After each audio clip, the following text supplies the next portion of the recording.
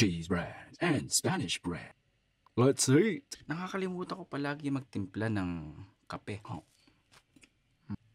Ensaymada o Spanish bread? Ano bang mas masarap? Tamis? Hindi ko tuloy mapakita kung saan yung nagagaling yung tamis. Pero sobrang solid. Ayun. Solid pa. Mas okay ba kapag hawak ko yung tinapay ng ganito?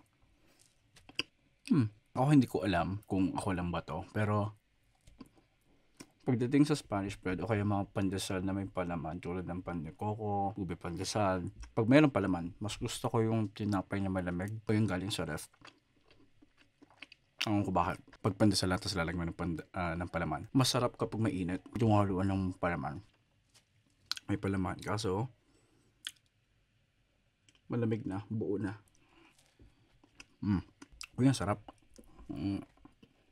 Pagdating sa mga ganito, dapat pala gumagawa talaga ako ng kape. Tapos, sinasawsaw ko. Tapos, merienda. Sarap. Ayun, nag-focus siya. Yung mga ganitong klaseng pagkain, ingat na lang kayo sa mga mumu.